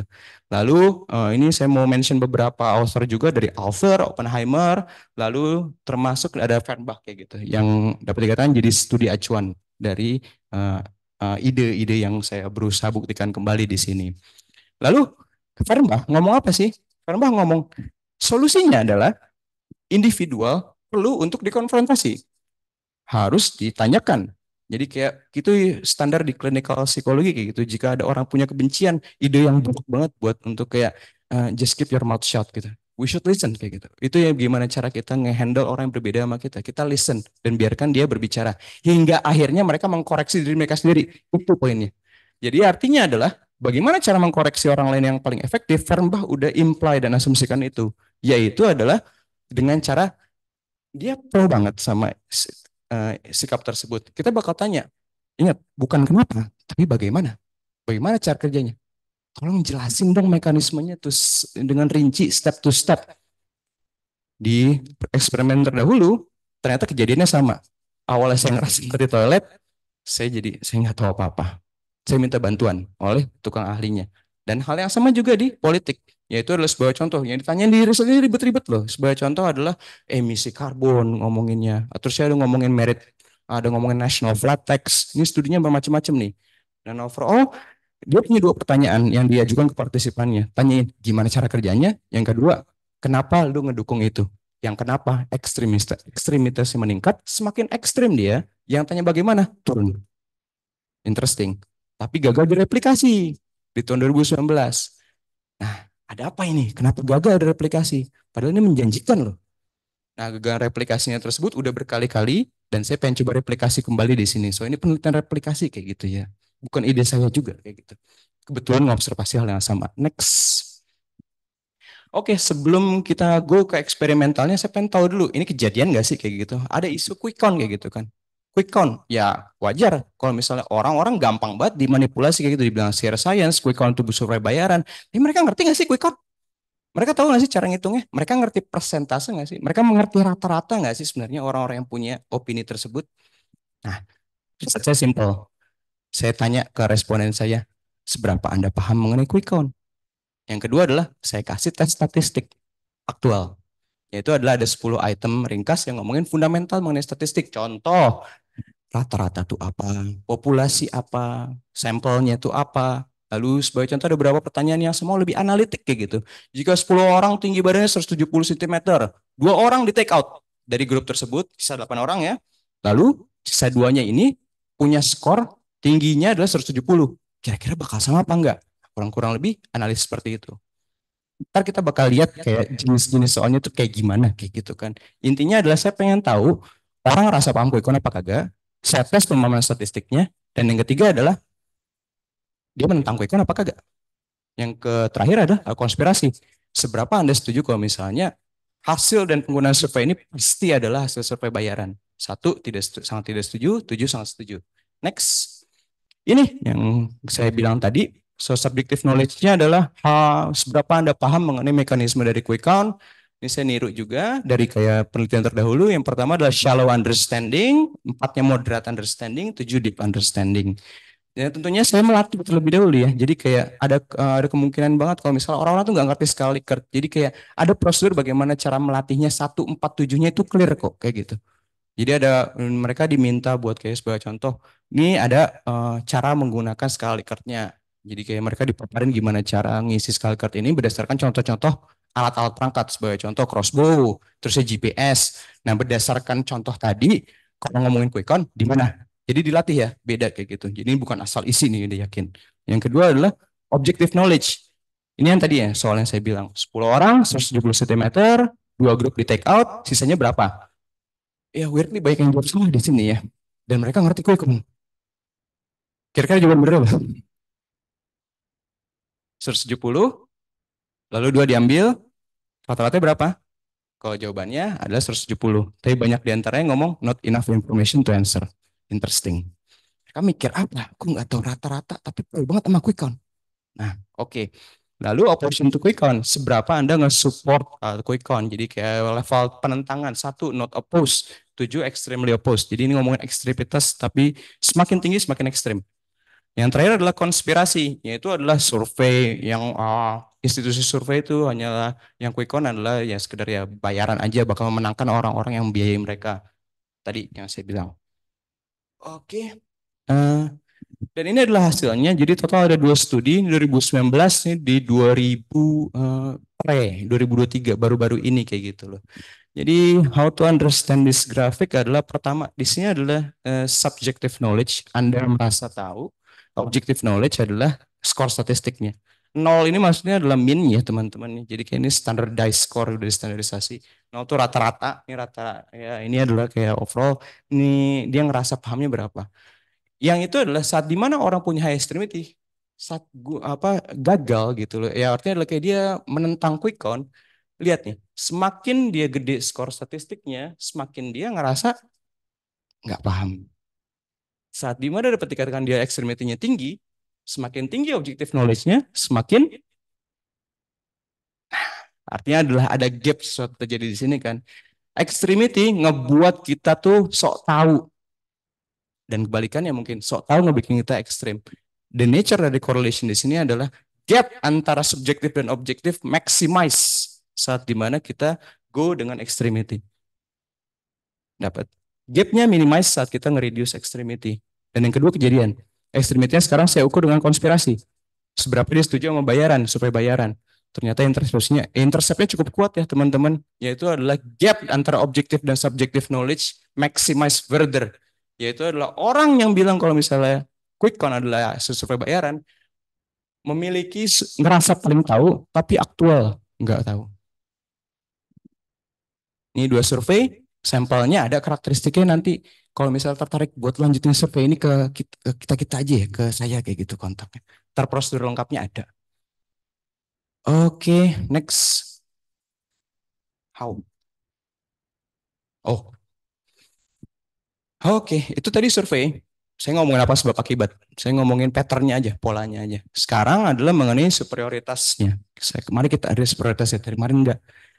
Saya bikin desain simple kayak gitu, yaitu saya melakukan replikasi dari Farmbah 2x2 mix design. Jadi pertama witness subject faktornya saya ukur dia prepos. Jadi bakal ada writing task. Dan kedua adalah ada feedback di DV-nya. Dan yang ketiga adalah DV-nya adalah time gitu. Jadi ada sebelum tugas menulis pemahaman lu berapa, superioritasnya berapa, ekstremitasnya berapa. Lalu DV ke kayaknya itu dulu ya. DP-nya ada 2 sih. Jadi kayak saya nanyain donasi juga kayak gitu. Jadi kayak sebagai contoh, saya pro banget sama pengakuan hak sama jenis kayak gitu. Itu adalah ngukur DV dari vertical extremity. Semakin dia tidak setuju dan setuju, itu absolut kayak gitu. Jadi nilai tengah kalau saya moderat ya udah ekstremitasnya 0. Kalau dia semakin setuju, dia semakin tinggi ekstremitasnya. Semakin dia nggak setuju, itu juga gede ekstremitasnya. Jadi nilainya absolut ya ekstremitasnya. Donation adalah kayak saya nanya kayak gini simple, berapa uang yang bakal Anda, saya kan kasih mereka reward ya, total dikit sih 10.000. 10.000 ini Anda mau donasi berapa ke orang-orang yang advokasikan Anda di sini. Jadi kayak overall itu adalah percentage cut berapa yang mereka mau kasih ke orang-orang yang lagi mengadvokasikan sikap mereka kayak gitu. Eh, itu bakal jadi DV-nya, attitude dan donasi. Jadi kayak ada di IV-nya prediktornya adalah sebelum dan sudah menulis, lalu IV2-nya adalah yang tadi mengenai mekanisme. Jadi cara kerja gimana, Bro? Kayak gitu. Dan yang kedua adalah reason, kenapa lu seperti ini? Dua variasi. Terakhir ada belief superiority, yaitu superior writing. Saya bilang samir sama dengan Mbak Winda ya. Tapi bedanya adalah Mbak Winda bilang sepakat. Kalau saya bilangnya persentil. Tulisan kamu hebat gara-gara kamu mengalahkan 89% persentil partisipan lainnya. Jadi ntar ada ringkasannya. Inferior writing adalah tulisan kamu buruk gara-gara kamu cuma ada di persentil 14%.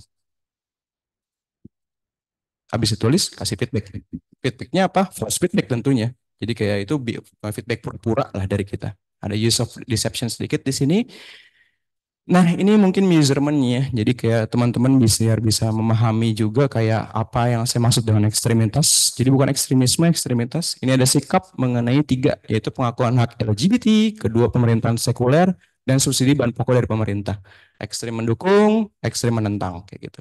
Nah, belief superiority pun juga simple gitu. Saya ngukurnya adalah, oke, di tiga sikap ini, dari 1 sampai 5, kamu pilih yang mana? Satu itu adalah apakah kamu ngerasa lebih benar dibandingkan dengan pandangan orang lain? Satu itu tidak lebih benar, 5 hanya pandangan saya yang benar. Jadi kita tahu persis kalau misalnya ngerasa superior banget kalau milih 5 ya gitu kan. Terakhir perilaku donasi, yaitu adalah saya lihatnya adalah sikap Anda di SWOG LGBT mau mendonasikannya apa enggak? Jumlah uangnya berapa? Jadi saya tanya total dari tiga ini yang mau diadvokasikan yang mana, lalu jumlah uangnya berapa? Oke, clear-nya di sini VDV-nya. Ini adalah DV-nya dan ini IV-nya. Oh, ini agak toksik ya gitu kan, tapi saya bakal bilang aja. Ini di probing mengenai kayak sebagai contoh. Anda bilang Anda tuh menentang saya hak LGBT atau Anda mendukung hak LGBT. Tolong jelasin kepada saya bagaimana orientasi seksual itu muncul atau berkembang di individu. Jadi kayak kita minta menulis. Pertanyaan-pertanyaan kayak gitu, nggak ada berkaitan dengan why, nggak ada kontra, nggak ada apa-apa. Kita cuma minta kayak tolong jelasin dong kenapa itu bukan jelasin kenapa itu, jelasin bagaimana si seksualitas ini terjadi kayak gitu. Di subsidi pun juga kayak gitu. Jadi bagaimana sih sistem keuangan dari pemerintah? Apa yang terjadi saat subsidi silang? Lalu yang kedua adalah mengenai sekuler. Ya udah, bagaimana sih asas dasar-dasar hukum negara? Jadi ngomongin hal yang sangat mekanistik. Sedangkan di alasan tanyain, kenapa? Kenapa kamu mendukung itu? Kayak gitu. Dan ini adalah belief superior kayak gitu. Jadi ini adalah kayak ini adalah script yang saya kasih ke eksperimenter saya yang membantu saya kayak gitu. Jadi ini adalah paparan teksnya, tapi overall gimmick kayak gitu loh. Jadi dia beneran bawa laptop terus bilang, lihat, coba lihat tulisannya.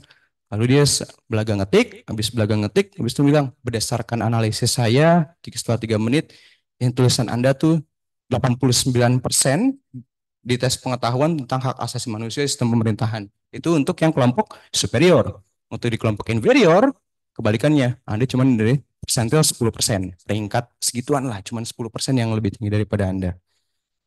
So in combination, apa yang terjadi? This one. Ini adalah eksperimen, ini adalah kelompok kontrol. Ini sebelum, ini sesudah. Di kelompok eksperimen, yaitu adalah orang-orang yang saya kasih tugas untuk menulis mekanisme dan dikasih feedback inferior ngalamin penurunan. Yang dikasih tahu alasan, yang ditanyain alasan, disuruh nulis alasan, dan dibilang kalau misal alasan itu bagus, naik.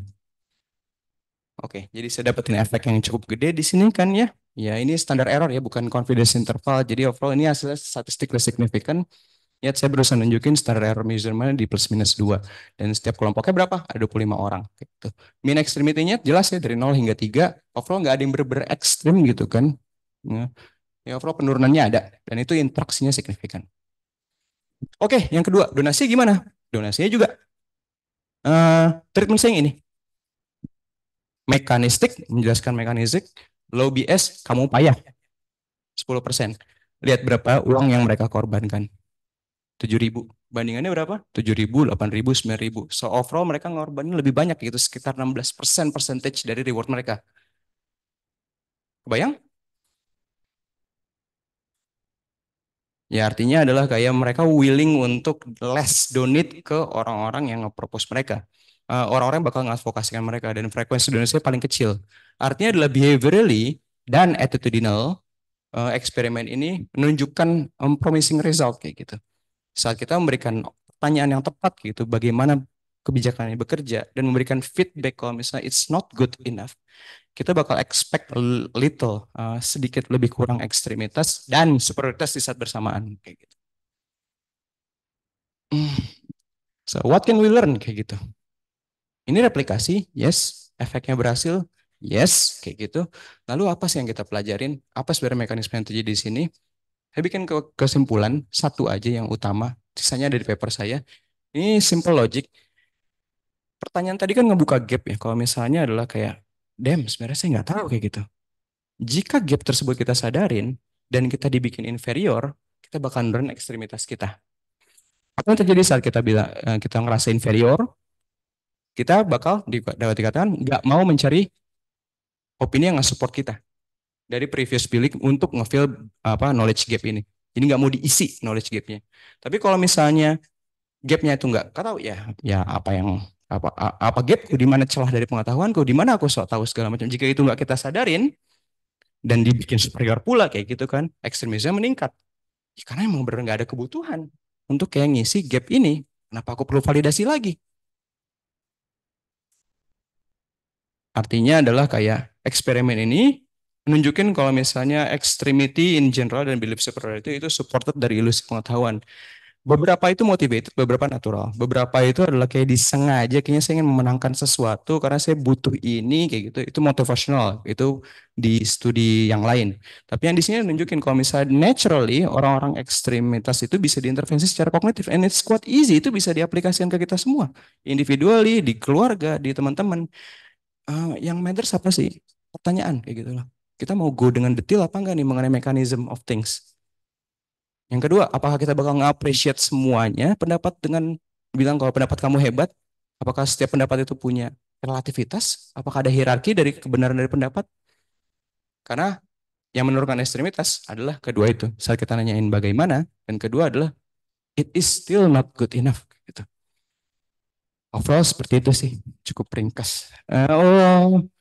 Saya juga terima kasih ke rekan saya Ali Lamuri yang lagi ada di Belanda, Mbak Mira. Terima kasih banyak buat bantuan dan diskusinya, dan terutama Bang Hamdi Muluk yang nggak bisa hadir kayak gitu. Ada juga dari kayak ini bukan pendanaan saya sih, ini kolega saya juga dari Global Nostra, dan overall ini ya ini company saya Biro Psikologi Atentif yang ngurusin masalah klinis juga, including sosial termasuk pengetahuan dan pendidikan. Ya, sekian dari saya. Terima kasih banyak Bapak-bapak, Ibu-ibu.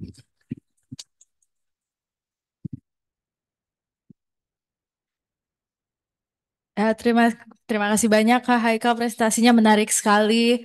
Eh, Ya keren banget pakai field experiments. I have so many questions. Tapi sekarang sesi tanya jawab dan diskusi. Jika ada yang ingin bertanya silahkan ketik aja di kolom chat atau pakai fitur raise hand yang di Zoom atau yang in person, angkat tangan aja. Apakah ada yang mau nanya? Oke, aku mau nanya dulu ya Kak. Um, PowerPoint-nya bisa dibuka lagi nggak?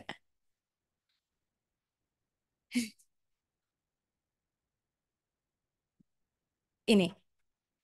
Ya, I'm kind of a field experiments girl, so aku penasaran banget sama metodologinya kakak di slide keberapa ya tadi ya? Ini bukan. Nah, ini di hasil kakak kan katanya di dalam control group extremism increases. Nah, tapi bukannya control group itu seharusnya tujuannya untuk mengkontrol dan untuk memastikan bahwa nggak ada yang naik atau turun kan? Jadi menurut kakak kira-kira ada confounding variable apa yang menyebabkan extremism naik, tapi malah di control group bukan di treatment group? Oke, itu pertanyaan bagus sih. So, saya punya limitasi namanya limitasi keuangan buat menambahkan kontrol grup beneran kayak gitu. Jadi kayak kalau misalnya 2 kali 2 kali 2 bakal jadi sangat kompleks ya. Maksudnya Jadi control group beneran kayak gimana, Kak? kontrol grup beneran adalah kontrol grup yang dapat dikatakan nggak diapa-apain atau diberikan placebo. Jadi dia diminta untuk ngelakuin neutral task tapi tetap komparatif dengan kayak treatment eksperimennya. The design here yang disebut dengan kontrol di sini bukan kontrol per se, itu bagus, terima kasih banyak pengamatan detail. Kontrol di sini adalah grup dari alternatif dari matriks 2 kali 2 kali 2 yang saya omongin tadi, yaitu adalah orang yang diberikan reason, condition, diminta nulis alasan, dan diberikan feedback superior. High belief superiority. Dia dibilang kalau misalnya dia adalah peringkat 89 persentil. Kontrol group yang gue maksud adalah dia seharusnya nggak expecting ada change. Bener, gara-gara itu hanya labelnya aja kontrol. Buat nunjukin kalau misalnya aku punya comparative group. Tapi untuk ngelakuin beneran kontrol yang memberikan placebo, pertama nggak ada clue mengenai bagaimana seharusnya saya nge-treat orang di kontrol group per di tahun ini ya. Tapi saya udah dapat infonya bagaimana cara melakukan kontrol group. Ini bakal direplikasi dengan kontrol group yang serupa, sesuai dengan apa yang kau propose kayak gitu. Ini dapat dikatakan pseudo lah ya. Ini sekedar komparatif grup, yaitu eksperimen versus ya kelompok satu versus kelompok dua, bukan kelompok satu versus kontrol. Tapi terima kasih banyak, emang metodologinya masih flow. Saya setuju kayak gitu. Ini bukan kontrol grup per se. Yet saya belum tahu petunjuknya dan saya kekurangan uang untuk kayak nyari partisipan lagi. Factorial design dengan randomized control trial kayak gitu. Ini 100 orang aja ngos-ngosan buat nge-revisi 3 tulisan kan. Kalau gitu kenapa grup ini nggak dijadiin treatment 2 aja? Karena replikasi, spiritku masih replikasi. How am I why? Ingat? How am I why kan Tapi kan pertanyaan? replikasi juga boleh aja kan ini dijadiin treatment 2 kan yang penting you add on to the existing Existing, methodology. Iya. adding kayak gitu. Ya, tapi kalau dijadiin kontrol, aku nggak tahu apa yang bisa meningkatkan itu. Aku tahu ini flow kayak gitu loh. Jadi emang ada re-eksperimen dari tahun 2017, 18 yang kayak ngomongin kalau kontrol grupnya itu adalah mereka diminta nulis sesuatu mengenai diary mereka. Tapi aku pun juga masih ngekritik itu. Ini buat apa kayak gitu? Kenapa kita ngabisin total 25 partisipan lagi, di mana itu equal dari 25 dikalikan reward dan ongkos buat ngelakuin eksperimennya. Ada part di mana aku sisi praktis dan gak mau ngebuang duit lebih baik-baik lagi. Kalau misalnya kamu perhatiin di slideku nggak ada fundingnya di situ. So yes, aku butuh uang buat ngelakuin riset itu lebih lanjut. Dan yang kedua adalah kayak I can really understand the concern. Thank you banyak. Dan itu juga yang ku kritik. Kritikmu sama dengan kritikku ke orang yang ngelakuin penelitian ini. Thank you. You're welcome. Ya, ya, ya, RCT emang mahal banget sih. Memang itu risikonya melakukan RCT. Terima kasih banyak Kak atas klarifikasinya. Apakah ada yang mau bertanya nih kayak di kolom chat ada? Mm-mm.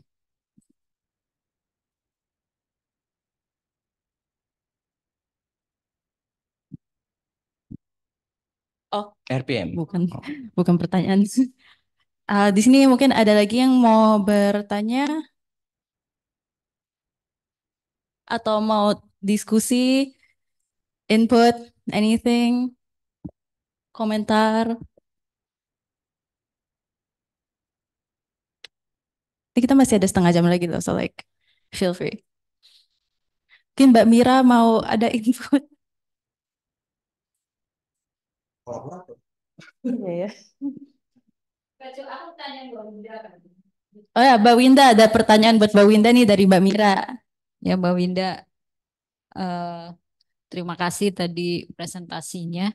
Untuk tadi sebenarnya menarik menginteraksikan antara belief superiority dengan affect ya, Mbak ya. Eh, Pertanyaan saya adalah kenapa affect ya, Mbak?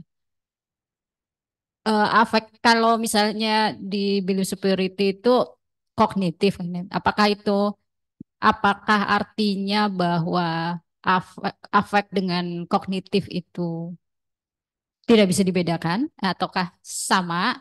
Kalau misalnya itu beda, lalu kenapa perlu menginteraksikan dengan affect di model itu gitu ya, di model tanya. Terima kasih, Mbak.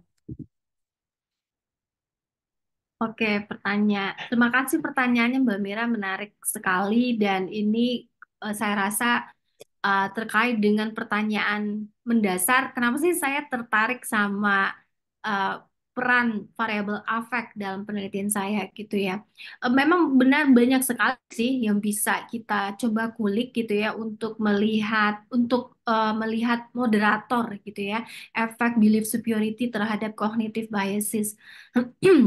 Ya macam-macam tadi mungkin ya, kayak dikurangin subjective knowledge-nya gitu ya, atau mungkin ada beberapa penelitian tuh coba melihat eh ya kayaknya apa ya, saya nggak bisa recall sekarang, tapi kayak menurunkan meningkatkan accuracy motivation-nya, misalnya penelitiannya Van Jevel itu eh, fokus ke accuracy motivation gitu ya. Nah, kenapa affect ya itu jawaban sederhana sih ya itu salah satu faktor aja yang bisa kita gunakan untuk intervensi efek belief superiority gitu ya. Dan practically speaking itu memang bisa diterapkan gitu ya. Tadi seperti yang saya ilustrasikan, misalnya kalau kita mau ada training, edukasi, atau waktu saya melakukan penelitian ini tuh terinspirasi dari pengalaman misalnya program-program rehabilitasi yang kita lakukan ke narapidana teroris gitu ya, atau kelompok-kelompok ekstremis lainnya, itu kan kita punya kegiatan-kegiatan rehabilitasi gitu ya, ada edukasi, training, dan lain sebagainya. Nah, penerimaannya ternyata nggak selalu efektif gitu ya. Kenapa? Ya mungkin karena memang dari awal tuh udah blocking gitu ya. Karena mereka merasa pendapat mereka sudah benar, jauh lebih benar daripada pendapat orang lain. Jadi dari awal tuh udah close minded, udah blocking, bias mengolah informasi, akhirnya ya nggak bisa diterima dengan baik dan nggak mengubah pandangan. Hal ini menginspirasi saya, apa yang kita lakukan untuk setidaknya mereka terbuka dulu deh nih, mau open minded, menerima hal yang baru, hal yang berbeda dari keyakinan mereka, dan kemudian mereka bisa mengolah informasinya sedikit less bias gitu ya. Dan itu ya lalu kemudian kepikiran bahwa ya ini mungkin bisa dipakai kayak semacam intervensi afektif gitu ya. Dalam artian ya itu bisa diterapkan secara sederhana sebelum training, diinduksi mood tertentu, emosi tertentu gitu ya. Kemudian baru dikasih materi training. Dan itu memang immediate sih. Saya belum longitudinalnya mungkin menarik untuk dilihat, karena beberapa penelitian kan ada yang mencoba bikin kayak diet intervention gitu ya untuk memanipulasi orang merasakan emosi tertentu.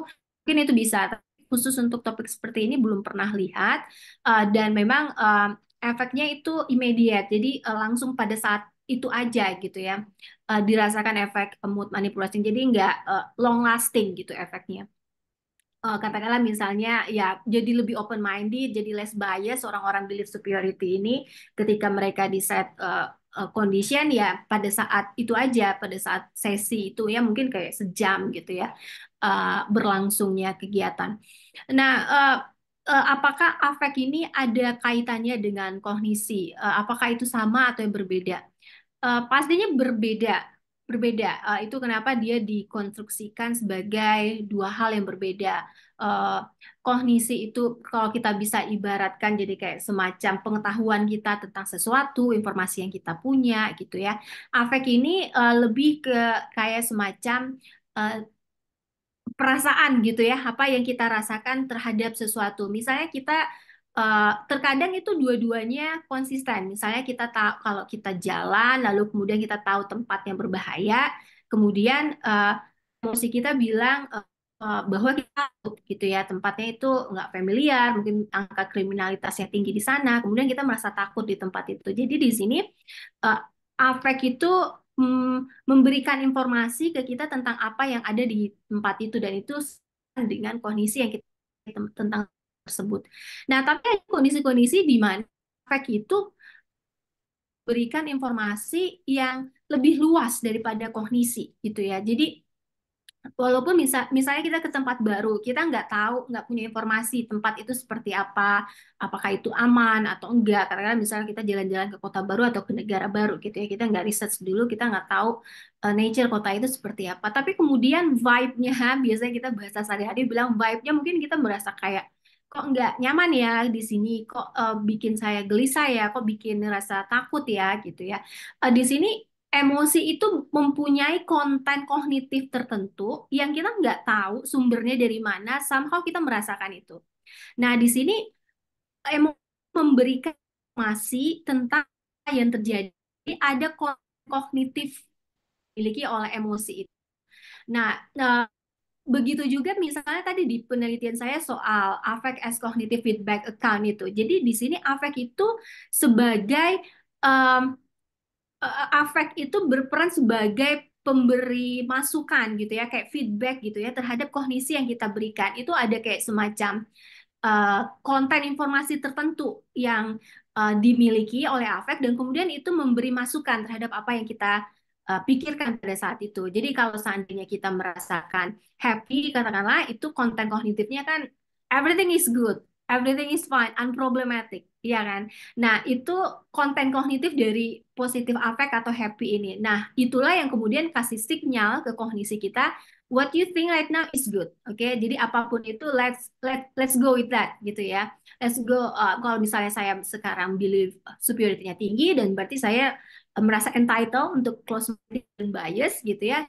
Kemudian happy mood bilang bahwa oke, let's go with it gitu ya. Itu oke, diperbolehkan. Tapi kalau sad mood kita merasakan sedih itu ada konten kognitif di sana bahwa uh, sesuatu nggak benar, unproblematic gitu ya. Ada sesuatu yang off gitu, dan itu membuat kita jadi kayak berhenti sejenak untuk kenapa ya, ada apa ya gitu ya.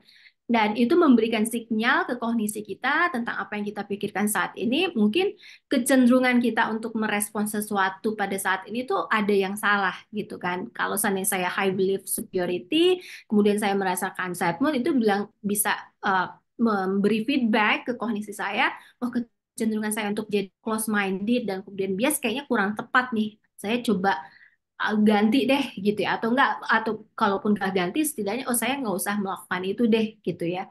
Jadi default sekarang udah jadi netral, open mindedness dan biasnya misalnya. Jadi di sini affect itu punya konten kognitif tertentu, dan tapi ya banyak teori yang bilang ya, dan teori yang bilang konten kognitif punya efek yang dedicated ke uh, cognition.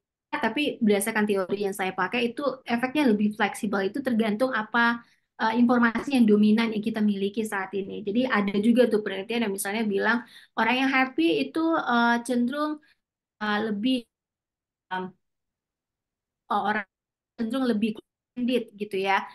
Yang sedih cenderung lebih open minded, karena kalau happy itu cenderung mikirnya kayak heuristik gitu ya, mau cepet aja, jadi nggak mau engage dalam pengolahan informasi yang kompleks. Sementara orang yang sad gitu, orang yang sedih itu cenderung lebih berpikir sistematik gitu ya, jadi dia mau engage dalam pengolahan informasi yang lebih kompleks, makanya jadi lebih open minded. Nah, tapi dari hasil penelitian saya ini, saya menunjukkan bahwa ya nggak sededicated itu ternyata peranan happy dan sad mood itu. Itu tergantung apa cognition yang dominan pada saat itu gitu ya. Jadi temuan yang sebelumnya itu tidak salah, itu benar gitu ya, karena memang dominannya kita merasa benar tentang katakanlah pendapat kita gitu ya. Tadi merasa itu default cognition kita itu kenapa jadinya orang yang happy cenderung close minded, orang yang sad jadi lebih open minded. Tapi kalau seandainya kondisinya berubah pada beberapa orang, mungkin yang low belief superiority-nya itu rendah, misalnya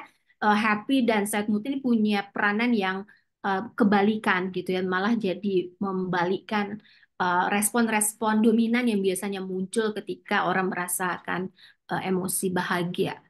Gitu sih, Mbak. Kurang lebih jawabannya.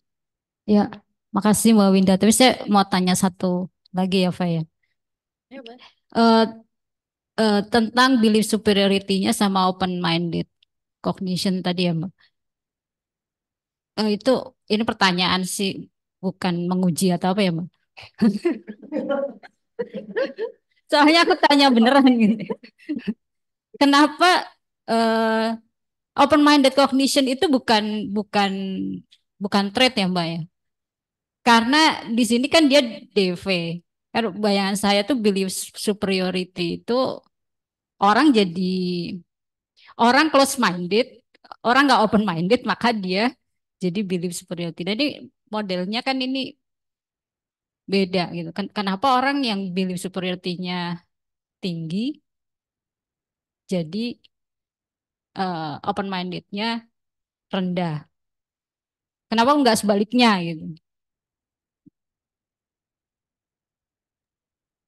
Arda, Iya, ya ya Mbak. Itu pertanyaan, pertanyaan. ya udah oke. Makasih Mbak Mira pertanyaannya. Jadi ya open minded cognition itu memang secara teoritis itu bervariasi. Jadi ada yang kayak general gitu ya, across domains, across times gitu ya, dia memang open mindednya tinggi gitu ya. Mungkin itu terkait dengan intellectual humility gitu ya, dan variable-variable lain yang memang cenderung lebih open minded aja. Mungkin juga personality kayak openness gitu ya. Orang-orang yang openness-nya tinggi pastinya cenderung lebih open minded cognition-nya dia. Tapi ada juga orang yang itu situation spesifik gitu ya. Kalau isunya terkait dengan pilihan film apa yang mau ditonton, pakaian yang dipakai, makanan apa yang makan, itu dia open minded. Tapi kalau soal apa katakanlah pilihan eh, apa ya nggak tahu pilihan presiden, pilihan partai politik, barangkali itu dia close minded karena partnya tinggi misalnya gitu. Hmm, itu jadi situation specific. Di penelitian saya berfokus ke situation specific open minded cognition sih. Jadi di pengukurannya setelah partisipan mengerjakan tugas manipulasi belief superiority dan kemudian juga mood manipulation, partisipannya dikasih skenario gitu ya untuk mengukur open mind cognition ini. Bayangkan Anda ada di sebuah party gitu ya, sebuah acara, dan kemudian ada sekelompok orang itu mendiskusikan tentang isu yang dibahas waktu itu adalah universal basic income. Dan kemudian orang-orang ini punya pendapat yang berbeda dari Anda. Kemudian ditanyakanlah beberapa pertanyaan, apa yang akan Anda lakukan pada situasi ini gitu ya. Pilihannya jadi kayak ya skala Likert, saya akan mempertimbangkan pendapat orang ini, saya tidak mau membuang-buang waktu mendengarkan pendapat orang-orang ini dan seterusnya dan seterusnya. Jadi di situ lebih ke situation specific open minded cognition. Nah, pertanyaan selanjutnya, kenapa high belief superiority itu menyebabkan orang jadi less open minded atau jadi lebih close minded? Penjelasannya salah satunya terkait dengan ada dua sih kemungkinan penjelasan yang saya jelaskan. Pertama soal perceived self, the earned dogmatism hypothesis itu ya. Jadi ketika orang high belief superiority-nya tinggi sama seperti orang yang high perceived self expertise-nya tinggi, itu mereka merasa entitled untuk menjadi dogmatic atau close minded. Kenapa? Ya karena mereka sudah earn the status gitu ya. Jadi orang yang expert, jadi orang yang superior gitu. Jadi dong kalau saya nggak mau mendengarkan pendapat-pendapat orang lain yang saya anggap itu salah atau um, ya tidak lebih benar dari saya gitu. Ngapain saya mendengarkan pendapat orang yang nggak tahu gitu kan. Jadi dia punya entitlement untuk melakukan itu. Itu pertama berdasarkan the earned dogmatism hypothesis. Yang kedua berdasarkan defensive motivation hypothesis, dijelaskan bahwa ketika kita sudah belong ke belief tertentu, ketika kita merasa belief itu adalah bagian penting bagi diri kita akan cenderung mau melakukan apapun gitu ya untuk melindungi gitu ya. Jadi kayak semacam possessions gitulah, kepemilikan, eh, rasa kepemilikan terhadap belief itu tuh tinggi. Kita jadi mau melakukan apapun untuk membela itu, untuk melindungi possession itu. Nah, salah satunya adalah dengan menjadi defensif dalam konteks ini. Kenapa dengan menjadi defensif? Karena dengan demikian kita mengurangi kemungkinan untuk uh, terpapar informasi yang mungkin bisa mengcounter belief kita. Nah, kalau seandainya kita terbuka sama pendapat-pendapat yang berbeda, itu kan meningkatkan risiko bahwa, waduh, jangan-jangan nanti pendapat saya dikritik, di challenge, dan yang benar lagi mereka terus pendapat saya ternyata salah. Saya harus ganti dong, karena saya nggak mau dianggap sebagai orang uh, yang mendukung pendapat yang salah kan. Nah, kemungkinan itu jadi membuat kita merasa nggak nyaman pastinya, jadi disonan gitu. Nah, cara yang lebih apa namanya dipilih di sini adalah dengan menjadi uh, bias, mengolah informasi yang sejalan dengan pendapat kita aja. Kita jadi defensif, tujuannya ya untuk lagi-lagi memperkuat pendapat awal kita sehingga kita tetap apa status quo gitulah ya. Jadi tetap mempertahankan pendapat awal kita, jadi kita tetap merasa superior dalam pandangan kita terhadap sesuatu. Itu sih kurang lebih pencapaian Mbak Mira. Jawab saya kira-kira. Makasih Mbak Winda. Silakan. Thank you so much Mbak Winda. Kayak tadi ada pertanyaan di chat. Ini bisa. Canggih banget. Oh gitu. Oh nggak ada ya? Dihapus ya? Oh iya, tadi aku lihat ada yang nanya tapi hilang. Wow, so sad. Anyways, last chance guys. Ada yang masih mau nanya nggak? Online ada yang mau nanya? Oke, chance is over. Terima kasih banyak semuanya sudah partisipasi pada acara Research Day Series 2024 ini. Terima kasih banyak Mbak Winda, Kak Haikal atas presentasinya, menarik sekali. Dan we'll see you in the next Research Day. Yay! Terima kasih, Fai, Mbak Debbie, dan Kame.